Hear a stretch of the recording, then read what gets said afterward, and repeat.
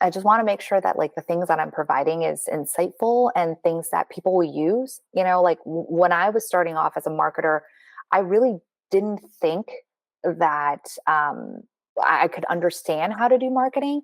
And so I was always looking for like but like how exactly did people do it? Like what were the actual details? I wanted stuff that was actionable, not just theory, because I absolutely agree, like theory matters, but you have to be able to take that theory and turn it into reality. And so over the years, as I've turned theory into reality, I've captured them. I've also talked to other marketers who've done it. The goal is to really showcase, well, if you have this theory, it is actually actionable and you can turn it into something very important and very magical.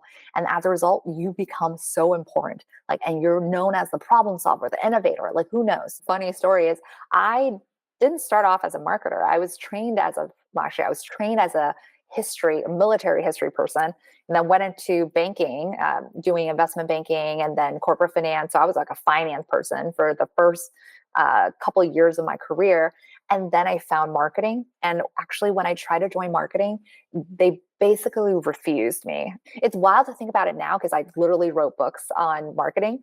But at that point, I was kind of like, give me a shot, let me in. Like, I promise I could do it. And, all these marketers looked at me and was like, actually, you have no marketing background. You're a finance person. Like, we don't believe that you can actually do it. So, I'm one of those people that will figure out my own way. So in order for me to convince marketers that they should hire me to be a marketer, I built a startup on the side. I grew it with word of mouth marketing only, and ended up using that as a case study to explain how I did marketing there so I could become a marketer. And the funny thing was, everybody was shocked because they're like, wait, why didn't you just do your startup then? Why did you come back to marketing in a big company? And my answer was like, no, no, no, no. I only did that because I wanted to become a marketer and I want to learn more about how to do marketing. But it's funny because I ended up continuing to do that. I ended up doing a bunch of other startups, but marketing was like always a passion of mine. And because I was actually at a big company, I actually learned a lot of different types of marketing. And I was able to infuse some of my startup mindset and that innovation to be able to really do marketing. I just feel like this is something that is important. Marketing as a discipline is very undervalued. And when I was kind of writing my book on growth marketing strategy, I actually looked at um, base salaries, right? Because for me, I'm kind of left brain, right brain smashed together. So I love to innovate and think creatively, but I also love data. And so when I was looking at kind of like average salaries of C-suite executives, right? Like the CMO, outside the CEO. So the CMO, the CFO, the COO, the CTO, all the C's, all the O's. And I looked at kind of their average salary. It was very clear that CMOs were undervalued. Their salary was way lower, like almost like 2 times lower than a CFO or a COO. Part of the argument is, CFO is looking at the stability and the financial stability of a company, and the CEO is really looking at being able to have all the moving parts move. CMOs, well, you're just building pretty, commercials that you put on TV, and it's all about color theory and all that stuff. So it's like not really important. And when I saw that, I was kind of it fueled me, it fired me up because I was like, that is ridiculous. Because what is marketing? Marketing is about how the company is connecting to the customer. Marketing is literally the conduit, or what I would say in my book is it is literally the center of product market fit, right? Marketing is literally in the middle of this because we have to understand the market, right? Like, who are the customers? What are they looking for? What are they interested in? The product, do we have the products and services to be able to connect back to the customers? And the fit, like, does it actually make sense? Because once you have product market fit, then we have to have the communication. We have to build a way to express what our company represents. We have to connect the dots between what our product does and what it's delivering. We have to do it in a way that is both emotional but also rational. Like, we got to do it all. And when we do it successfully, customers end up choosing us. therefore driving revenues. But guess what? We don't get paid as if we're the number one growth driver of a business.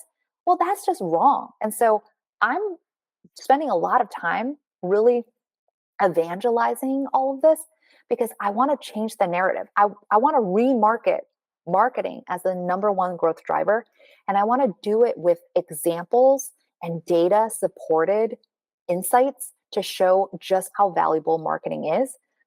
Because you know what? I'm tired of being undervalued and underappreciated. And I want everyone to recognize just how amazing marketers are. So that's what I'm doing. Honestly, I once I learned about marketing, I knew I really wanted to do this, but I didn't know if I could. So it was more like I wanted to, but I didn't know if I could. For me, there was a period of time where I think I was doing marketing for about 5 years, and I was bringing in all these ideas. I was young and I was like innovative. So I was like, I want to do this and I want to do that. I want to connect what we're doing here with revenues here. I want to connect with all the dots. And I had leaders telling me, no, no, no, no, no, no. We don't do that. We don't connect those dots because then we're beholden to finance to have to deliver on those revenue targets and whatnot. We're not that. We are all about, you know, brand awareness, unaided awareness. We're about, you know, this and this and that. And so after many times in which some of my ideas where I was like, I want to take something small and scale it out. I want to build products behind it so we can do all this stuff. I was like, I don't want to do stunts. I want to do something that's repeatable. All of those pieces were shut down over and over again because it wasn't traditional. And so for the first 5 years, after, 5 years of being like told like, your marketing is a little iffy, it's a little different, I had a existential crisis. And I actually started talking to some of my mentors from finance to be like, do you have job openings? Because I think I need to come back to finance. Like, I don't think I'm actually meant to be a marketer because I'm clearly not doing it right because I'm getting all these no's and like my ideas are kind of out there and I don't think I'm a marketer.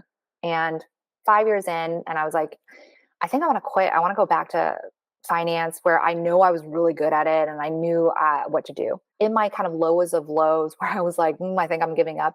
I somehow stumbled across a Forbes article by the CMO of HP, Antonio Lucio, and he wrote about how the new breed of marketers had to be business oriented and artistic. And so as we were talking about this, I was just like so inspired because it reaffirmed that I wasn't wrong. That maybe I was ahead of some of these other marketers that were much more traditionally trained, and that I was kind of this new breed. And so I reached out to him to thank him, and he was so inspiring. He actually said, what you're doing is great. Don't give up. Because you need to represent this new breed. And this actually prompted me to create the Renaissance marketer mindset, which is this concept that I constantly use everywhere, because it was all about actually being different is what's most valuable about me.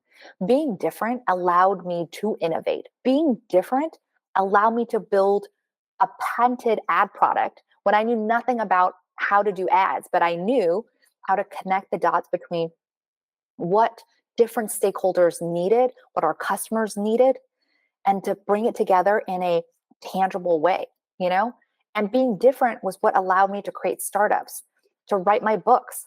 It's one of those things that I didn't think I could be a marketer, or I didn't think that I could last as a marketer.